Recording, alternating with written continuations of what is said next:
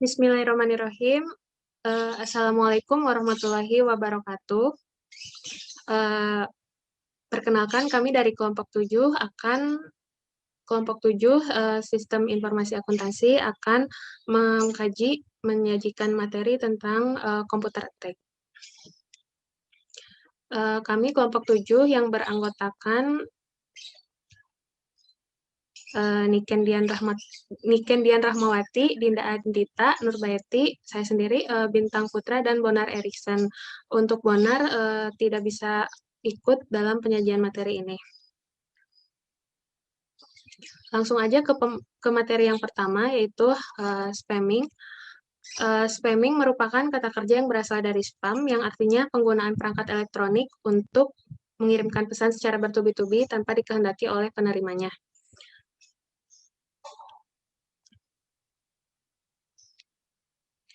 Sampel case di Indonesia mengenai spamming. Jadi pada tahun 2019 ada 18 pelaku spamming yang ditangkap di Surabaya. Nah, jadi si kelompok itu melakukan spamming dengan cara membobol kartu kredit nasabah luar negeri menggunakan spamming email. Dan untuk dibayarkan ke proses Google.com untuk proses advertising dan developer. Uang yang dikumpulkan oleh tersangka ditransfer ke banyak rekening sampai mendapatkan keuntungan sebanyak 40.000 dolar Amerika selama setahun. Selanjutnya, password cracking yang akan disajikan oleh teman saya. Password cracking. Password cracking adalah istilah umum yang menggambarkan sekelompok teknik yang digunakan untuk memperoleh password pada sebuah sistem data.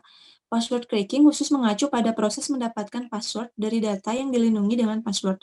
Namun harus dicatat bahwa cara-cara menipu seseorang agar memberi password seperti melalui phishing tidak dianggap sebagai password cracking. Cara termudah password cracking adalah menemukan seri kertas yang bertuliskan password yang diletakkan pada monitor atau disembunyikan di bawah keyboard. Teknik umum lainnya adalah dumpster diving, yaitu seorang penyerang yang mengais keranjang sampah untuk menemukan sampah dokumen yang mungkin berisikan password. Selanjutnya adalah kasus dari password cracking. Contohnya adalah 2 warga Indonesia berhasil bobol kartu kredit via online Polda Metro Jaya melalui Kasat Cybercrime. Ajun Komisaris Besar Winston Tommy Watuliu berhasil meringkus 2 pelaku kejahatan cybercrime. Kasus mereka yaitu membobol kartu kredit secara online milik perusahaan di luar negeri. Kedua cracker ini bernama Adi dan Ari. Mereka berhasil menerobos sistem perbankan perusahaan asing seperti Capital One USA, Cash Bank USA, dan JP Morgan Bank USA. Kemudian membobol kartu kredit milik perusahaan ternama tersebut. Setelah berhasil, kedua pelaku tersebut menggunakan kartu kreditnya untuk membeli tiket pesawat AirAsia dengan dijual harga murah. Selanjutnya adalah economic espionage, theft of information, intellectual property, and trade secrets. Economic espionage atau spionase ekonomi adalah kegiatan intelijen yang disponsori kekuatan asing yang diarahkan untuk mempengaruhi keputusan kebijakan ekonomi sensitif atau untuk memperoleh informasi secara tidak sah, seperti rahasia dagang dan kekayaan intelektual. Pelanggar mendapatkan akses murah ke informasi vital yang menyebabkan korban menderita kerugian ekonomi yang signifikan. Sebaliknya, dalam kasus teknologi, misalnya pelanggar tidak perlu memulai penelitian dan pengembangan sejak awal, yang mana biayanya sangat mahal. Spionase ekonomi dilakukan atau diatur oleh pemerintah dan dalam lingkup internasional.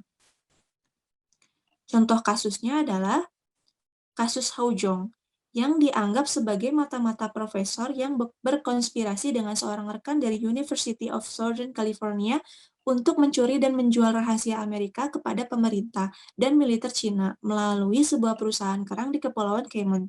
Rahasia yang diduga dicuri Jong datang berasal dari perusahaan tempat dia bekerja, Skyworks Solution Incorporation yang berbasis di Woburn, Massachusetts, dan Avago Technologies Limited yang berbasis di Sandhouse yang mengakuisisi Broadcom Incorporation pada tahun 2015. Teknologi yang dipermasalahkan menyaring sinyal yang tidak diinginkan di ponsel telepon dan perangkat lain yang menjadi lebih sulit karena produk nirkabel telah ada di mana-mana. Di University of Southern California, ia bertemu Wei Peng yang kemudian bekerja di Avago. Wei Peng dianggap adalah co-konspirator utama Zhong. Keduanya kembali ke China untuk mengajar di Universitas Tianjin dan diduga menggunakan informasi curian untuk memperbaiki teknologi filter radio, mengajukan paten di Amerika Serikat dan China, dan menjualnya melalui perusahaan yang tergabung di Kepulauan Cayman. Sekian, selanjutnya diteruskan oleh teman saya. Identity theft merupakan pencurian identitas. Dalam arti sempit, bahwa seseorang mengambil suatu kartu pengenal atau segala jenis milik orang lain untuk kemudian digunakan pada dirinya sendiri sebagai identitas pengenal orang yang dicuri tersebut. Saat ini, pencurian identitas yang terjadi banyak dilakukan karena motif yang beragam, dimulai dari kepentingan untuk mencapai tujuan ekonomi yang mereka inginkan, penipuan, sampai sekedar melampiaskan motif dendam semata dengan merusak image orang tersebut.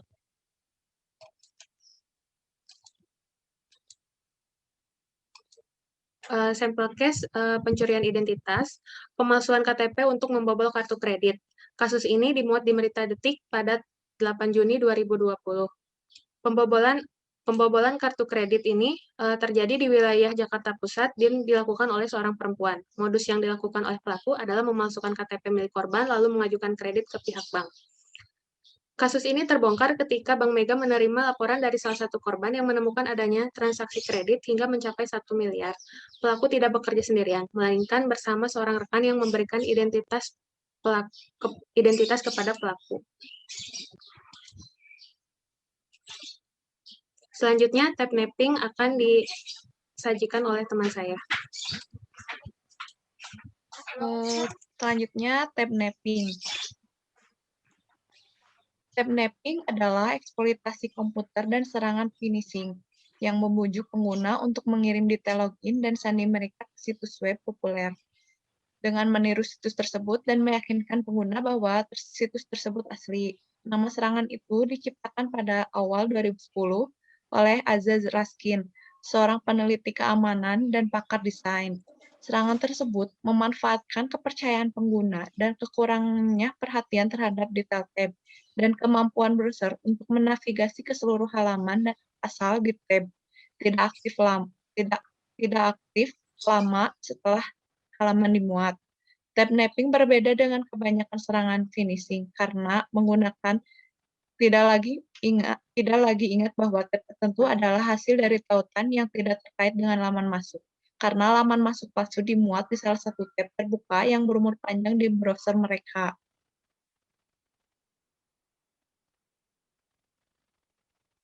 Next, ini untuk sampel case. Tab mapping mengubah diam-diam sebuah tab browser yang sudah terbuka. Tab mapping dimulai ketika korban yang tertipu untuk membuka link email atau mengunjungi situs web yang terinfeksi. Situs ini menggunakan JavaScript untuk mengidentifikasi situs yang sering dikunjungi dan diam-diam mengubah label dan isi tab browser yang terbuka, tapi tidak aktif. Ketika korban mengklik pada tab yang telah berubah, situs tersebut menampilkan keterangan bahwa situs tersebut telah habis waktunya. Ketika korban log kembali, user ID dan password yang ditangkap dan diteruskan ke pencuri identitas. Ini kasus pada halaman Facebook. Yang sebelah kiri itu www.facebook.com, infonow.com. Yang sebelah kanannya itu www.facebook.com, kelihatan ya yang asli dan yang tiruannya yang mana. Untuk selanjutnya dilanjutkan oleh teman saya.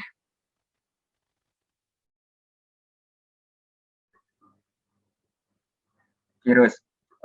Virus ini merupakan suatu program atau software yang dirancang untuk merusak kinerja suatu komputer. Software seperti ini bisa merusak isi file, bahkan sampai sistem informasinya. Keberadaan virus ini bisa terdeteksi dengan menginstal software antivirus itu sendiri pada komputer pengguna. Next. Contoh kasusnya, pada tahun 90-an, Mark Washburn membuat virus bernama Mega Angelo, yang mana virus ini bisa menghapus seluruh isi hard disk pengguna dalam komputer dan mengganggu kinerja komputer target. Next.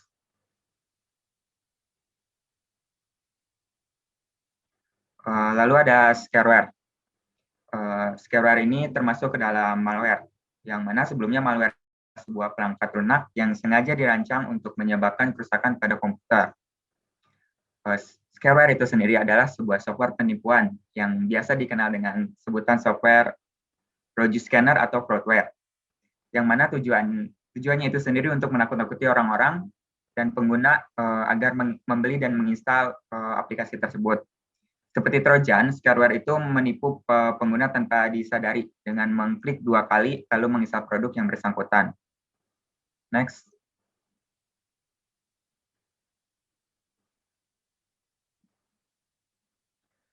Contoh kasus dari scareware, secara singkat, Biro Investigasi Federal Amerika Serikat mengetahui adanya kegiatan yang diduga melakukan tindakan peringatan virus palsu. Dengan taktik, pelaku berpura-pura mendekati penerbit perusahaan dengan niat memasang iklan. Namun ada maksud buruk. Setelah beberapa hari, komputer target diserang dengan pop-up virus terdeteksi. Kemudian adanya kegagalan sistem yang terjadi secara total. Lalu iklan ini tiba-tiba beralih dan mulai mengunduh perangkat lunak yang diinstal oleh para pelaku ke komputer pengunjung. Analisis dari fraud triangle dalam kasus tersebut, adanya opportunity atau kesempatan, yang mana di dalamnya ada commit atau ada jalan untuk melakukannya. Ada conceal, menyamarkan dengan teknik tertentu. Si pelaku ini menyamarkan teknik-teknik tertentu agar bisa lancar gitu ngelakuin kegiatan virusnya itu. Lalu ada pressure atau tekanan. Jadi mungkin pelakunya kepepet untuk membutuhkan uang sehingga menghalalkan pekerjaan tersebut. Sekian presentasi dari kelompok 7 mengenai kajian literatur komputer attack dalam mata kuliah Sistem Informasi Akuntansi. Mohon maaf bila ada kesalahan. Semoga materi yang disampaikan dapat menambah wawasan baru bagi para audiens. Sekian, terima kasih. Wassalamualaikum warahmatullahi wabarakatuh.